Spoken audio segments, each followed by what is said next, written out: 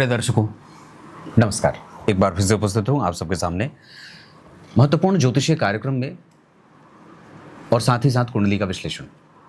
इसमें मैं आज आपसे चर्चा जिस विषय को लेकर के करने वाला हूँ, याद रखिए, बहुत ही गहरा और सूक्ष्म सिद्धांत होता है कि जन्म कुंडली का योग कारक ग्रह अगर जिस जिस भाव को देख रहा हो उस भाव के प्रत्यक्षतया बल में वृद्धि करने वाला होता है, उसका संरक्षण और संवर्धन करने वाला होता है। किसी भी लग्न की कुंडली के लिए जो उस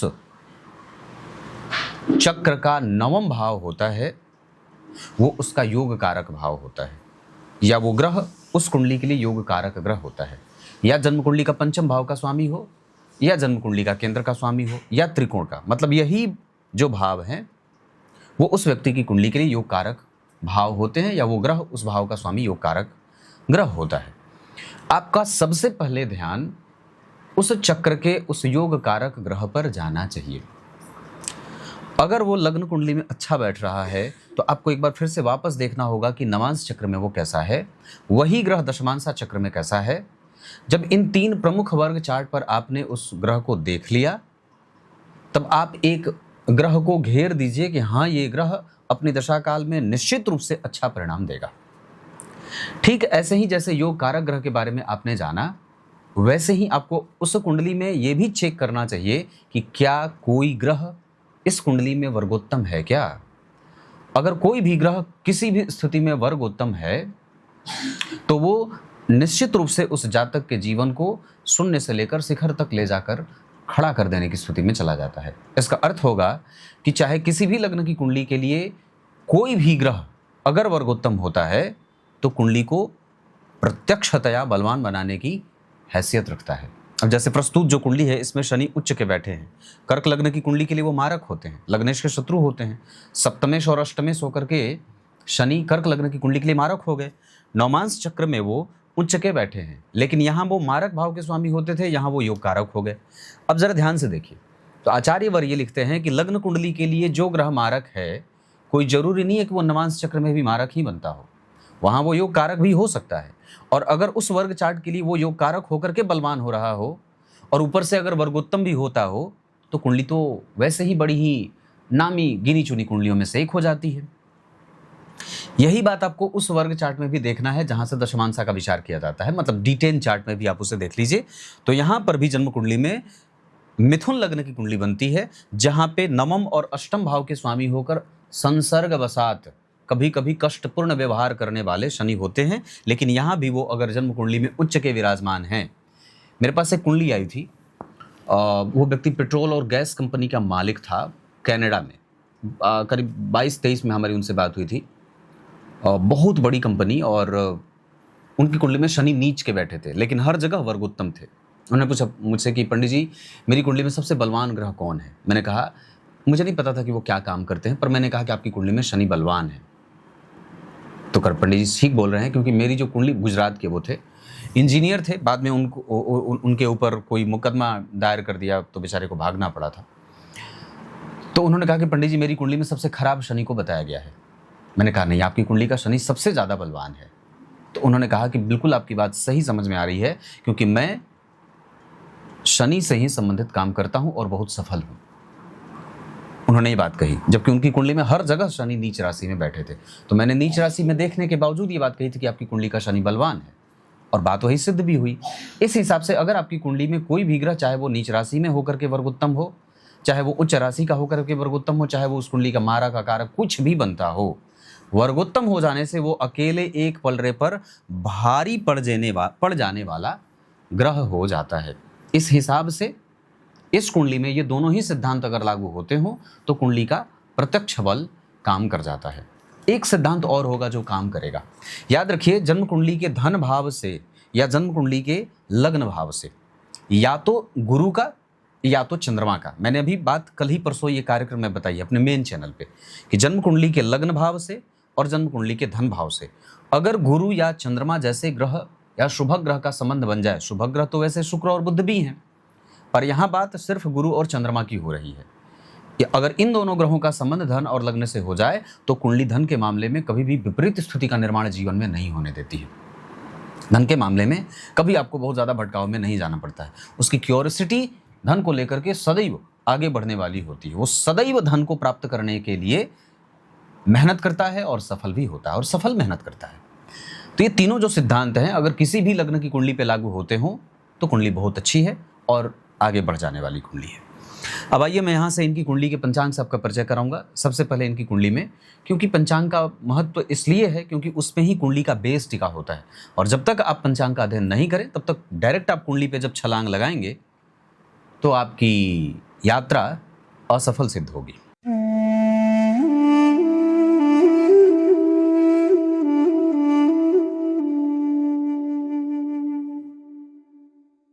इतनी सारी बातें मैंने बताई। अब अगर पंचांग की बात करेंगे तो सबसे पहले बात करिए जन्म हुआ जातक का। चूंकि सूर्य जो है वो मेष राशि में है तो ये वैशाख और जेठ महीने का प्रभाव होता है। ज्येष्ठ महीने में अर्थात ग्रीष्म ऋतु, ऐसा जातक जो जेठ महीने में जन्मा होता है वो संपत्ति इकट्ठा करना और खूब सारी प्रगति प्राप्त करना, क्रोध पर नियंत्रण रखना और दूर रहकर धन कमाना और बचत करना, इनमें विश्वास ज़्यादा करता है। मतलब उसकी मनोवृत्ति ऐसी होती है।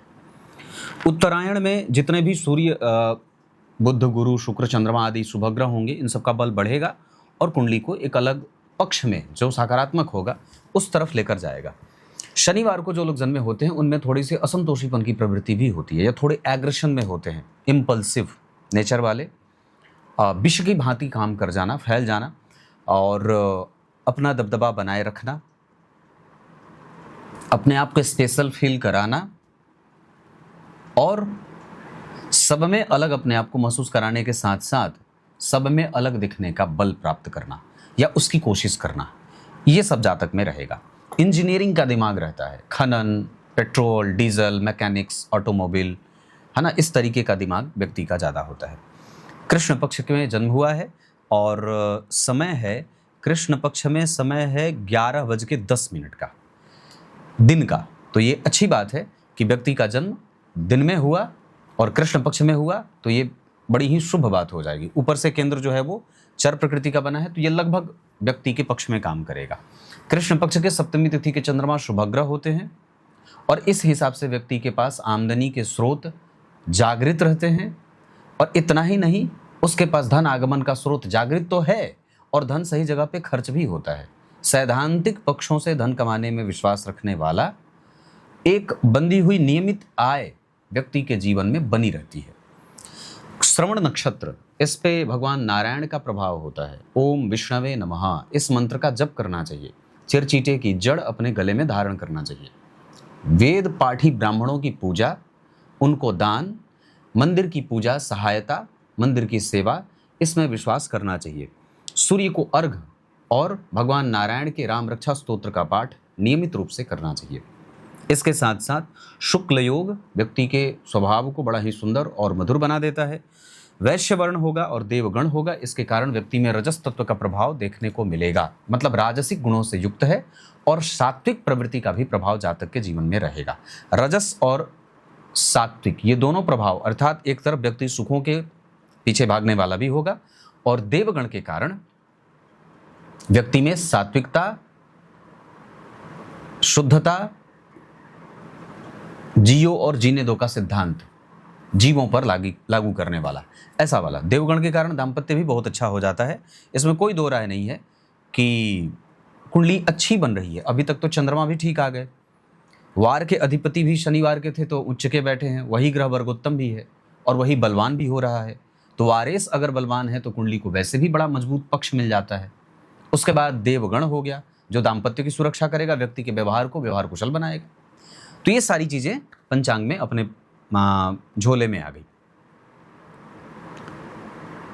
इसके बाद अगर मैं बात करूं तो वार के अधिपति जो शनि है उनके ऊपर गुरु, सूर्य और बुध जैसे ग्रह की दृष्टि है। उच्च के सूर्य हैं, स्वग्रही शुक्र, मंगल मित्र की राशि में बैठे हैं, जहां बैठे हैं मंगल उस भाव का स्वामी उच्च का है।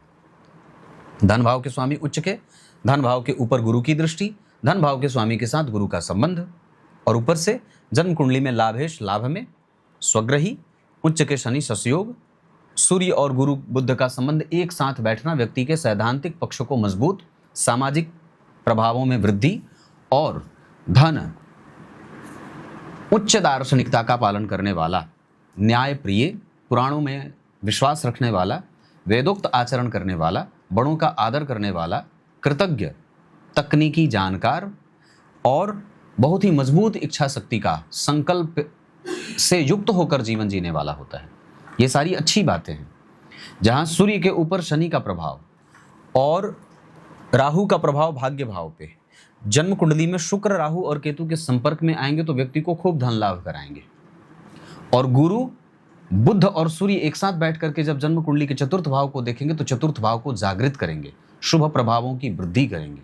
क्योंकि सामान्यतया यहाँ चतुर्थ भाव के जो स्वामी हैं वो एकादशवें में है केतु के साथ, तो वहाँ एक व्यक्ति के जीवन में ना जो सुख है वो अनुभवों के साथ आया है।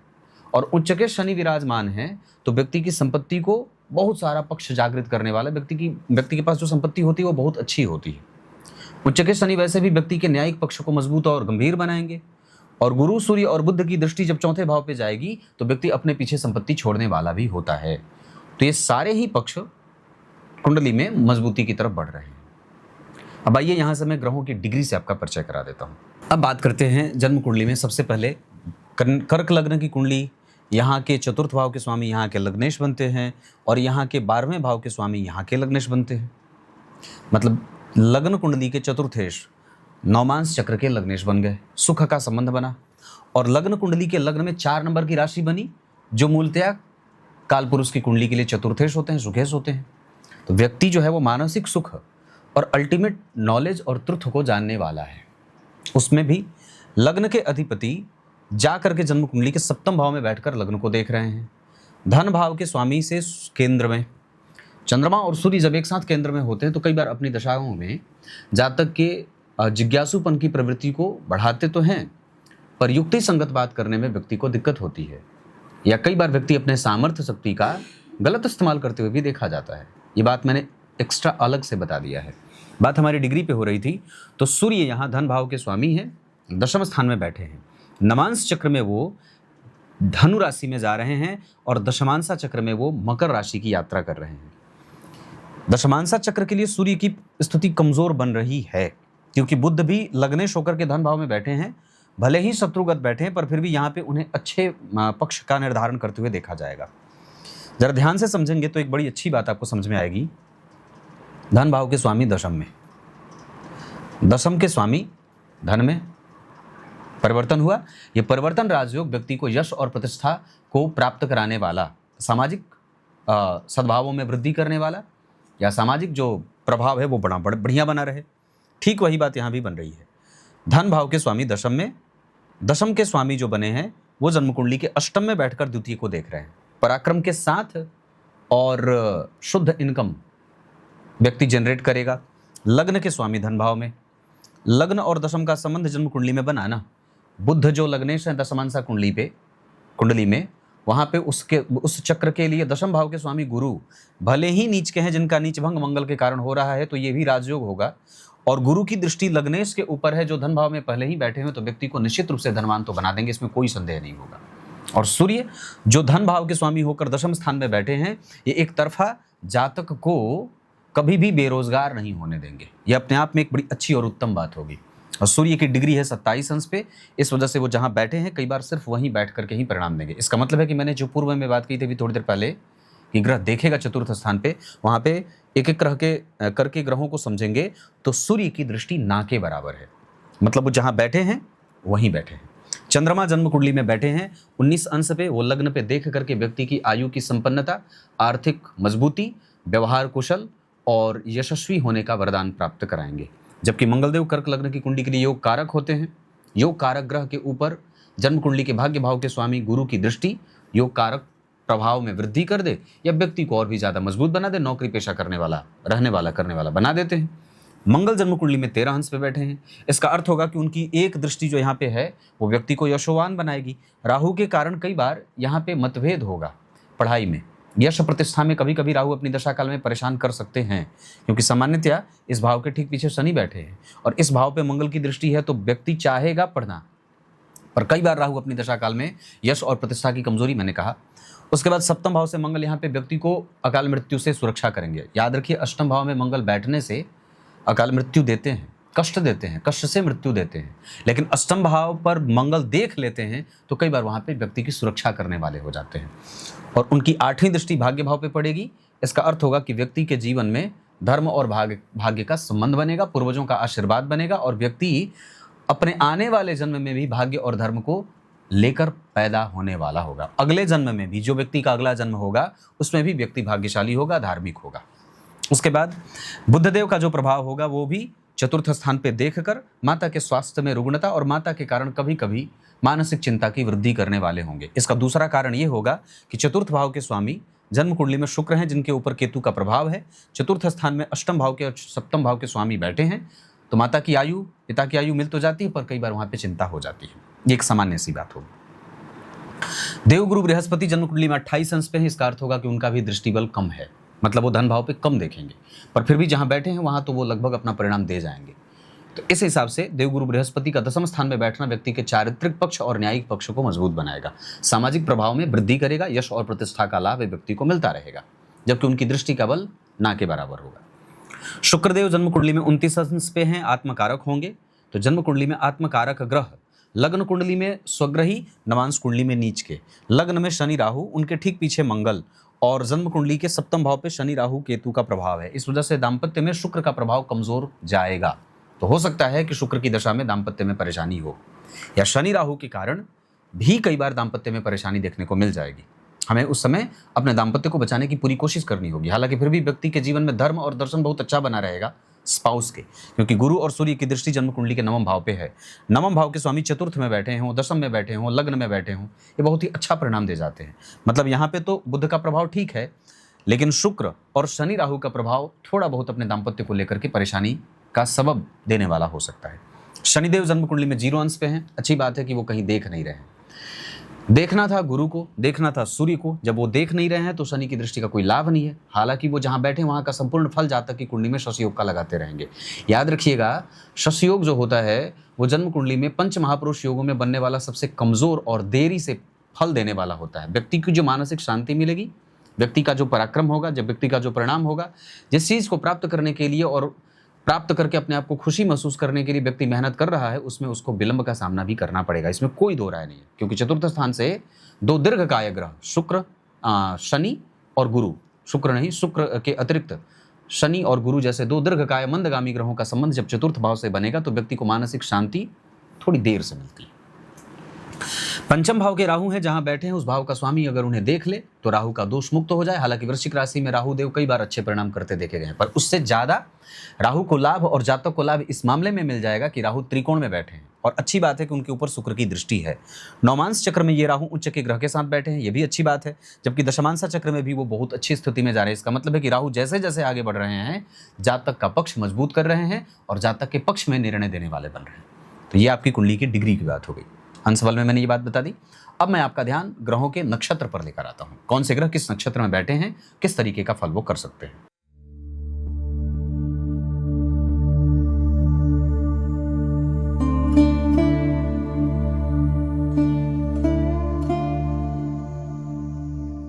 सबसे पहले बात करेंगे धन भाव के स्वामी सूर्य कृतिका नक्षत्र में बैठे हैं, और जरा विचार करिए तो उच्च अंश पे बैठे हैं, मतलब 27 अंश पे है। मेष राशि में उच्च होते हैं, हालांकि वो 10 अंश तक ही उनको मान्य माना गया है, पर फिर भी कृतिका नक्षत्र में बैठ करके व्यक्ति में तेज और समझने की शक्ति, कृतज्ञता का अनुभव और संचार तो करेंगे ही करेंगे। जबकि चंद्रमा जन्म कुंडली में श्रवण नक्षत्र में बैठ करके व्यक्ति को भाग्यशाली, चिरंतन सुखों को प्राप्त करने वाला, सुंदर, मतिमान और दूसरों के स्वभाव को समझ जाने वाला, आकृष्ट करने वाला, सुंदर मुस्कान वाला, ऐसा बना देते हैं। अच्छी आयु, दाम्पत्य को स्नेहमयी बिताने वाले, ऐसा चंद्रमा। मंगलदेव जन्म कुंडली में जो बैठे हैं वो पूर्वा फाल्गुनी में बैठे हैं। इस वजह से यहाँ पर व्यक्ति को कभी कभी कड़वा संबंध, मतलब जो कुटुंबजन होते हैं उनके साथ पैतृक संपत्ति को लेकर के विवाद कई बार सामान्यतया हो सकता है, क्योंकि गुरु अस्त है ना, इस वजह से भी इसका एक दोषयुक्त लक्षण दिखाई देगा। बुधदेव जन्म कुंडली में बैठे हैं अश्विनी नक्षत्र में, व्यक्ति को सैद्धांतिक बनाते हैं, अनुभवी बनाते हैं और शास्त्र की बात करने वाला बनाते हैं। अपनी दशाकाल में बुध इस तरीके का परिणाम देंगे। जबकि देवगुरु बृहस्पति कृतिका नक्षत्र में बैठ करके व्यक्ति को चिरंतन सुख, भाग्यशाली, धार्मिक, नैतिक तत्वों का पालन करने वाला, सामाजिक प्रतिष्ठा का संपूर्ण आदर करने वाला और कभी भी अपने स्वभाव को लेकर के कोई भी ऐसी हरकत न करने वाला जिससे समाज में किरकिरी हो, ऐसा नेचर देंगे। शुक्रदेव जन्म कुंडली में मृगशिरा नक्षत्र में बैठे हैं और मंगल बैठे थे शुक्र के नक्षत्र में। यह नक्षत्र का परिवर्तन मंगल और शुक्र दोनों को ही सैद्धांतिक बनाएगा और जातक के पक्ष में काम करेगा। व्यक्ति के इच्छाओं की पूर्ति करने में शुक्र और मंगल दोनों आपस में परिवर्तन करके उसका लाभ बढ़ाएंगे। शनिदेव जन्म कुंडली में चित्रा नक्षत्र में बैठे हैं और मैं समझता हूं कि वहां वो कभी कभी व्यक्ति के मानसिक दुखों के कारण बन सकते हैं, कभी कभी व्यक्ति में असंतोषीपन की प्रवृत्ति दे सकते हैं और सामान्यतया धन, प्रतिष्ठा, चल अचल संपत्ति के निर्माणकर्ता भी बन सकते हैं। जबकि राहुदेव जन्म कुंडली में अनुराधा नक्षत्र में बैठे हैं जिसके स्वामी शनिदेव उच्च के होके चतुर्थ स्थान में बैठे हैं, इस वजह से राहु यहाँ खराब नहीं होंगे और यहाँ पे राहुदेव का फल जातक के पक्ष में काम करेगा। नक्षत्र में सबसे अच्छी बात है कि मंगल ने शुक्र को पकड़ा है और शुक्र ने मंगल को पकड़ा है और एक अच्छी बात यह भी है कि गुरु ने सूर्य को पकड़ा है। सूर्य स्वतः जन्म कुंडली में बहुत अच्छी स्थिति में बैठे हैं, तो यहाँ पे 2 ग्रह, 2 से अधिक 3 ग्रह, मंगल, शुक्र, गुरु और सूर्य, ये 4 ग्रह आपके पक्ष में आ गए। जबकि कहने को तो यहाँ पे राहु का भी प्रभाव अच्छा बनेगा शनि के कारण, मतलब टोटल आपके पक्ष में आने वाले ग्रह इतने सारे बन गए। अब मैं यहाँ से आपको थोड़ी देर और भी चर्चा कर दूं तो जैसे शनि जो बैठे हैं वो चित्रा नक्षत्र में बैठे हैं, नवांश कुंडली में भी वो तुला राशि के बैठे हैं। सामान्य बात है, ग्रह वर्गोत्तम है, तब नक्षत्र को पकड़ेगा। इस वजह से कई बार वो बेवजह की चिंताओं में व्यक्ति का दिमाग ले जा सकते हैं, क्योंकि कई बार आचार्य वराह मिहिर ने यह भी बात लिखी, दुर्बल ही दुर्बल आ गया विपरीता शनि स्मृता। शनि अगर दुर्बल हो जाते हैं तो कई बार जातक के लिए अच्छा हो जाते हैं, जबकि बहुत मजबूत हो जाते हैं तो जातक के लिए चिंताओं के कारण भी बन जाते हैं। इस वजह से शनि की दशा में एकाकीपन आएगा जरूर, क्योंकि अभी राहु हैं, उसके बाद गुरु आएंगे और उसके बाद जब शनि आएंगे तो व्यक्ति को अवस्था जैसे ही व्यक्ति की आगे बढ़ेगी ढलेगी वैसे व्यक्ति अकेलेपन में जा सकता है। ये एक सामान्य बात देखने को मिल सकती है। उसके बाद बात करते हैं तो गुरु वहाँ मूल नक्षत्र में बैठे, गुरु वहाँ पूर्वाषाढ़ा में बैठे हैं और सूर्य मूल नक्षत्र में, तो वहाँ पे एक व्यक्ति को अनुभव की स्थिति प्राप्त होते देखी जा सकती है। शुक्र अपनी दशा काल में स्वास्थ्य से संबंधित समस्या, नेत्र से संबंधित समस्या, हार्मोनल डिसबैलेंस दे सकते हैं। जबकि चंद्रमा पुनर्वसु नक्षत्र में बैठे हैं, गुरु से दृष्ट होने के कारण नवांश चक्र में जातक को यशस्विता का वर देंगे। बुध वहां पुष्य नक्षत्र में बैठ करके व्यक्ति के सैद्धांतिक लक्षणों से प्रभाव में मजबूती देंगे और व्यक्ति को तकनीक की समझदारी देंगे। चंद्रमा आपकी कुंडली में श्रवण नक्षत्र में बैठे हैं, जल से संबंधित कोई भी काम कर सकते हैं। पेट्रोल डीजल हो जाए, मैकेनिक हो जाए, हार्डवेयर हो जाए, इंजीनियरिंग हो जाए, इस तरीके का कोई भी काम व्यक्ति कर सकता है। सड़क निर्माण विभाग, इससे संबंधित कोई भी काम व्यक्ति कर सकता है। इतनी सारी बातें, नक्षत्र पे चर्चा हो गई, डिग्री पे चर्चा हो गई। अब मैं बात करता हूं दशमांसा चक्र पे। दशमांसा चक्र को थोड़ा समझना जरूरी है, क्योंकि यहाँ पे लग्न कुंडली के 12वें भाव के स्वामी यहाँ के लग्नेश बन रहे हैं। इसका अर्थ होगा कि लग्न कुंडली के 12वें भाव के स्वामी जब लग्न के अधिपति बनेंगे दशमांसा चक्र में, वो तो संघर्ष देंगे। दूसरा कारण ये होगा कि लग्न के अधिपति धन भाव में बैठे हैं। हालांकि बेरोजगारी तो नहीं है, पर सामान्यतः धन कमाने में थोड़े बहुत संघर्ष तो दिखाई देगा। यहाँ पे गुरु नीच राशि में है, जिनकी डिपेंडेंसी मंगल के ऊपर हो रही है, जो मिथुन लग्न की कुंडली के लिए पापी भाव के स्वामी होते हैं। इसका अर्थ होगा कि मंगल और गुरु, मंगल और सूर्य, ये इन दोनों ही कुंडलियों में, कर्क लग्न की कुंडली के लिए तो मंगल और सूर्य अच्छे हो जाते हैं गुरु, तुला लग्न की कुंडली के लिए दोनों ही गड़बड़ हो जाते हैं। जबकि दशमांसा चक्र के लिए वापस गुरु जो हैं वो सप्तम भाव के स्वामी होते हैं। यहाँ पे मंगल बाधक ग्रह के रूप में अपने आप को परिभाषित करेंगे। इसका अर्थ होगा कि मिथुन लग्न की कुंडली के लिए मंगल, गुरु और सूर्य, जिसमें से गुरु सप्तम भाव के स्वामी होकर के बाधकेश हो जाएंगे और मंगल बाधक ग्रह, मतलब गुरु और मंगल की दशा कई बार अच्छा होना चाहिए पर वो नहीं होगा। कारोबार में ये दोनों ग्रह व्यय की स्थिति में लेके जाएंगे। जबकि चंद्रमा तृतीय भाव के स्वामी होकर, सूर्य तृतीय भाव के स्वामी होकर अष्टम भाव में बैठे हैं नीच के ग्रह के साथ, जो सप्तम भाव के स्वामी हैं, तो कई बार व्यापार में मंद की स्थिति या मेहनत के बाद बहुत तीखी सफलता मिलने में व्यक्ति को देर या विलंब का सामना, यहाँ भी व्यक्ति को मेहनत ज़्यादा करनी पड़ती है। पंचम भाव की स्थिति बहुत अच्छी है। इस वजह से मैं ये बात कह सकता हूँ कि शनि, राहु और शुक्र अपनी दशा काल में जातक को यश, मान, पद, प्रतिष्ठा, जिस क्षेत्र में व्यक्ति काम कर रहा है, अपनी दशा काल में दे जाएंगे। बेरोजगारी इस कुंडली में चंद्रमा हर रहे हैं और इधर सूर्य, ये दोनों ग्रह आपको बेरोजगारी से मुक्ति दिलाने वाले और जब काम न रहे तब काम देने वाले ग्रह बनेंगे। नवमांश चक्र में और लग्न चक्र के आधार पर वृष राशि वृष लग्न के जातक, तुला राशि तुला लग्न के जातक और साथ ही साथ मकर राशि मकर लग्न के जातकों से विवाह संभव हो। उत्तर दिशा का विवाह पक्ष बहुत अच्छा रहेगा। धन भाव के स्वामी जन्म कुंडली में दसम स्थान में बैठे हैं, जहाँ के स्वामी द्वितीय भाव में बैठे हैं, तो पूरब दिशा का धन क्षेत्र बहुत अच्छा रहेगा धन कमाने के लिए, आप पूरब दिशा की तरफ जा सकते हैं। विवाह की दिशा उत्तर रहे तो ज़्यादा अच्छी बात है। राहु में शुक्र 2033 में आएंगे, जो और भी ज़्यादा व्यक्ति के लाभ की वृद्धि करेंगे। राहु में शुक्र के बाद जैसे जैसे दशाएं आगे बढ़ेंगी, व्यक्ति का भ्रम टूटेगा और वास्तविक स्थिति से उसका परिचय होगा और व्यक्ति समुचित निर्णय लेने में अपने आप को मजबूत महसूस करेगा। इसके बाद अगर बात करते हैं आयु का पक्ष, जहां शनि और चंद्रमा बढ़ा रहे हैं, क्योंकि जन्म कुंडली में चतुर्थ स्थान से शनि व्यक्ति की ही आयु नहीं बढ़ा रहे हैं, अपितु माता की आयु में भी वृद्धि का संकेत दे रहे हैं। जबकि दशम स्थान में गुरु, सूर्य और बुध एक साथ बैठकर के पिता के सैद्धांतिक पक्षों का पालन करने वाला, पिता से ज्यादा धन कमाने वाला और पिता से ज्यादा नाम और यश कमाने वाला भी जातक को बना रहे हैं, जातिका को बना रहे हैं, ऐसी स्थिति। इसके बाद अगर मैं बात करूं तो विभिन्न वर्ग चार्ट के आधार पर विद्या अध्ययन की बात करें तो गुरु और मंगल का शिक्षकीय योग भी इस कुंडली में बना हुआ है। शुक्र और सूर्य की दशा कभी कभी विद्या अध्ययन में भ्रम पैदा कर सकती है। राहु और केतु सफोकेट कर सकते हैं और कई बार भ्रम बढ़ा सकते हैं। सामान्यतः व्यक्ति को निर्णय लेने में कई बार दिक्कत हो सकती है। जबकि बुध, गुरु, मंगल और कई बार तो शनि, ये सब शिक्षा को मजबूती देने वाले ग्रह बनेंगे। चंद्रमा की दशा में स्वास्थ्य के कारण विद्या में या विद्या अध्ययन में कमजोरी हो सकती है। शनि की दशा स्वास्थ्य के मामले में अच्छी नहीं जा सकती है, इस वजह से हमें वहां पे सावधान रहना होगा। राहु केतु की दशा में कई बार स्वास्थ्य में गड़बड़ी हो सकती है। जबकि बुध, मंगल, सूर्य, गुरु, शुक्र और चंद्रमा ये सब अच्छे जाएंगे दशाओं में, इनकी दशाएं स्वास्थ्य के लिए लाभदायक रहेंगी। राहु केतु की दशा में मानसिक भ्रम और कई बार अस्पष्टता विचारों में बनी रहेगी और इस तरीके का प्रभाव देखने को मिल सकता है। भवन, भूमि, वाहन से संबंधित निर्णय के लिए कुंडली में मंगल, सूर्य, गुरु, शुक्र और बुध ये सब अच्छे रहेंगे। मतलब इनकी दशा में भवन, भूमि, वाहन से संबंधित निर्णय या कार्य किया जा सकता है। माता और पिता को लेकर के बुध और चंद्रमा के साथ शनि, सूर्य, गुरु ये सब ग्रह अच्छे हैं, इसमें कोई परेशानी दिखाई नहीं दे रही है।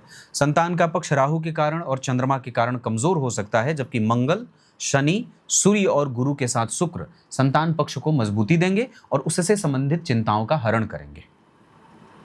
व्यक्ति धार्मिक होगा, पूजा पाठ करेगा, क्योंकि गुरु विषांसा चक्र में लग्न में विराजमान है बुध के साथ, तो व्यक्ति कभी भी कृतज्ञ नहीं होगा, कृतज्ञता का प्रभाव रहेगा। भाग्य का बल बढ़ेगा शनि, बुध, चंद्रमा, सूर्य और गुरु के साथ मंगल और शुक्र की दशा में। टोटल मिलाकर के ये कुंडली धार्मिक है और भाग्यशाली भी है, इसमें जरा भी चिंतित होने वाली कोई बात नहीं है।